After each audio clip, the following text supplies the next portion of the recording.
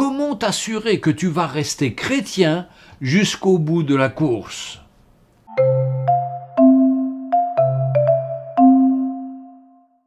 Bonjour les amis, je vous rappelle le titre de ce jour, comment t'assurer que tu vas rester chrétien jusqu'au bout de la course?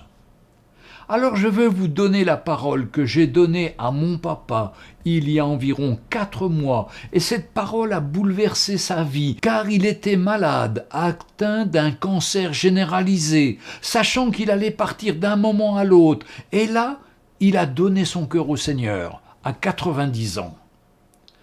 Cette parole est dans Matthieu chapitre 4 verset 24. L'homme ne vivra pas de pain seulement, mais de toute parole qui sortira de la bouche de Dieu. Combien de fois devons-nous lire la Bible? Une fois par semaine? Non, tous les jours. Parce que le juste vivra par la foi. Et c'est à travers la parole de Dieu que notre foi est réveillée, construite, grandie à travers cette parole. Comment pouvons-nous vivre en tant que chrétiens sans nous donner à la parole de Dieu? Surtout ne comptez pas sur les 5 minutes ou les 30 minutes que vous avez regardées sur Internet, mais l'important c'est de se nourrir de cette parole et surtout vérifier tout ce que vous entendez.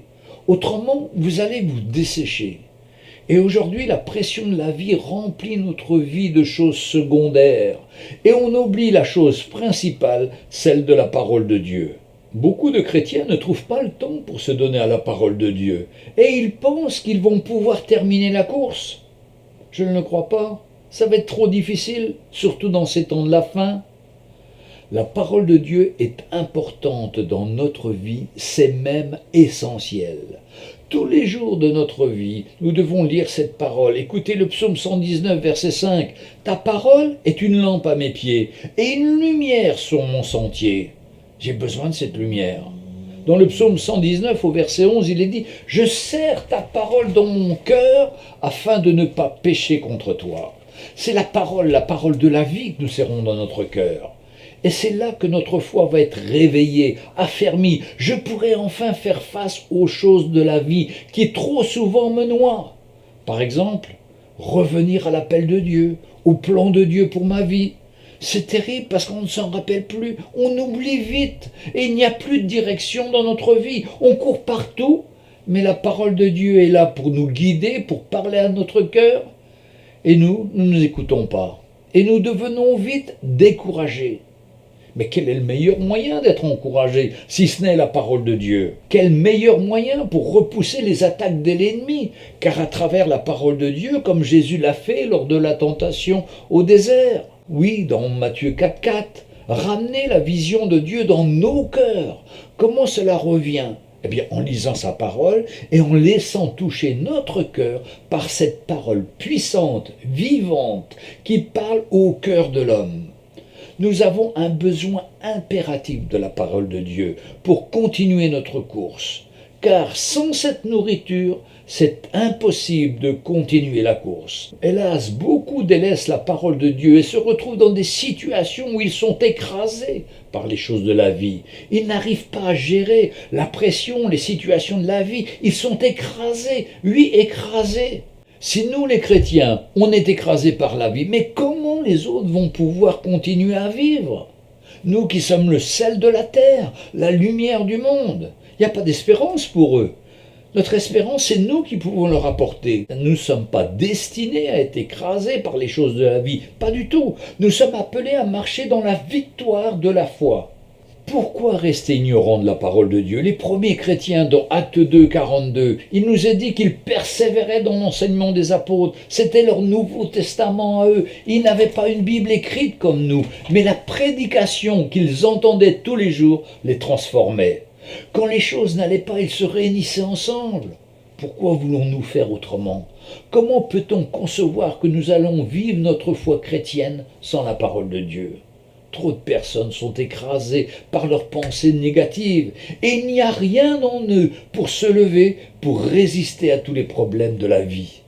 Rien. La parole de Dieu doit être vivante en nous, vivante, quelque chose que nous pouvons prendre à tout moment. Dès le premier jour de notre conversion, on doit savoir que la parole de Dieu est essentielle pour tous les jours de notre vie. Mais trop souvent on se laisse noyer par nos activités, noyer par notre travail, par toutes sortes de choses. Et puis à la fin on dit j'ai pas le temps. Mais on a fait tellement les choses que nous aimons nous en premier, et on ne met aucune discipline dans notre vie concernant la parole de Dieu. C'est vrai, le sport, les réseaux sociaux passent avant la parole de Dieu. Mais comment un chrétien peut-il agir ainsi, mettre le sport ou l'internet avant la parole de Dieu? Et quand il rentre après le sport, il est fatigué et il n'a pas de temps pour la parole de Dieu. Et il trouve drôle qu'il se trouve écrasé par les choses de la vie, par les choses dans son couple, par son travail, par sa propre vie. Il est dans l'irresponsabilité totale. Et il dit qu'il veut suivre Jésus. Mais les choses de la vie vont nous écraser, mes frères et sœurs. Écraser, on va être des chrétiens religieux. Il faut mettre nos priorités en ordre. Et comment va-t-on servir le Seigneur quand on est paralysé spirituellement? On est alors nous-mêmes écrasés. Comment pouvons-nous aider les autres? Comment relever quelqu'un quand on est nous-mêmes finis? Retournons à la base et ne nous laissons pas prendre au piège de la vie de tous les jours, par tout ce que nous avons à faire tous les jours. Oui, nous avons beaucoup de choses à faire, mais ne nous laissons pas prendre par ces choses. On est capable d'être fidèle dans beaucoup de choses, mais beaucoup de chrétiens ne sont pas fidèles dans la parole de Dieu. À l'époque actuelle où nous vivons, nous sommes de plus en plus noyés. On n'a pas le temps.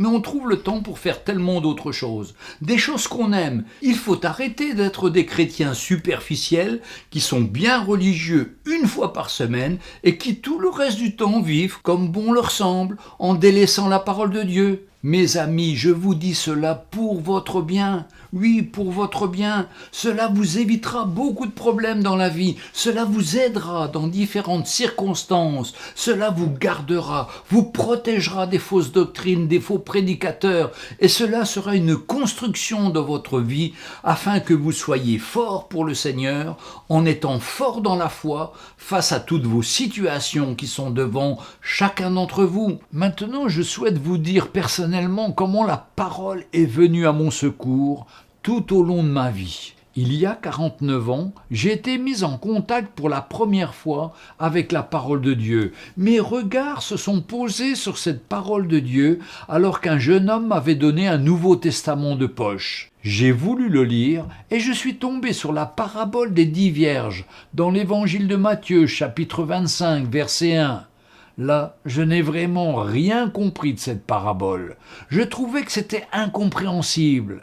Mais une semaine après, je suis allé avec ce jeune homme pour la première fois dans une église, où là j'ai donné ma vie au Seigneur Jésus-Christ après m'être repenti de mes péchés, et ce soir-là, je suis né de nouveau. C'était le 15 mai 1971. Beaucoup d'entre vous n'étaient pas nés. En sortant de cette réunion, la parole de Dieu est devenue vivante pour moi. Jésus me parle à travers elle. Elle me nourrit, elle m'éclaire, elle me corrige, m'encourage et me montre le chemin en toute occasion. Oui, cette parole est vivante. Que de fois face à une situation catastrophique, la parole de Dieu vient dans mon cœur pour moi et pour mes frères et sœurs. Et cette parole ramène la foi dans les cœurs. Nous lisons la parole de Dieu avec ma femme tous les matins depuis 45 ans, et tous les soirs avec nos enfants et maintenant avec nos petits-enfants. Ce sont des moments précieux qui nous fortifient, nous alertent face aux situations qui nous arrivent durant le reste de la journée. Combien de souffrances évitées, de pardons demandés l'un à l'autre et aussi avec nos enfants. Je pourrais citer beaucoup d'exemples, mais vous allez croire que j'invente, tellement ils sont nombreux. Dans ma Bible, j'ai marqué des dates chaque fois que le Seigneur m'a parlé. Comme par exemple ce verset en mars 1974, dans Acte 17, verset 13. Dieu, sans tenir compte des temps d'ignorance, annonce maintenant à tous les hommes, en tout lieu, qu'ils aient à se repentir. Ce verset a été pour moi le début de mon appel pour annoncer l'Évangile, à travers des cassettes audio, puis la radio, la télévision et les médias sociaux. Je pourrais vous en citer des centaines d'autres, tellement cette parole est vivante et parle à notre cœur. Si vous voulez connaître Jésus, lisez sa parole. Dans l'évangile de Jean, chapitre 1, versets 1 à 14, il est dit « Au commencement était la parole, et la parole était avec Dieu, et la parole était Dieu. Elle était au commencement avec Dieu. Toutes choses ont été faites par elle, et rien de ce qui a été fait n'a été fait sans elle. En elle était la lumière, et la vie était la lumière des hommes. La lumière luit dans les ténèbres, et les ténèbres ne l'ont point reçue. Mais il eut un homme envoyé de Dieu, son nom était Jean. Il vint pour servir de témoin, pour rendre témoignage à la lumière, afin que tous crussent par lui. Il n'était pas la lumière, mais il parut pour rendre témoignage à la lumière. Cette lumière était la véritable lumière qui, venant dans le monde, éclaire tout homme. Elle était dans le monde et le monde a été fait par elle, et le monde ne l'a point connue. Elle est venue chez les siens, et les siens ne l'ont point reçue.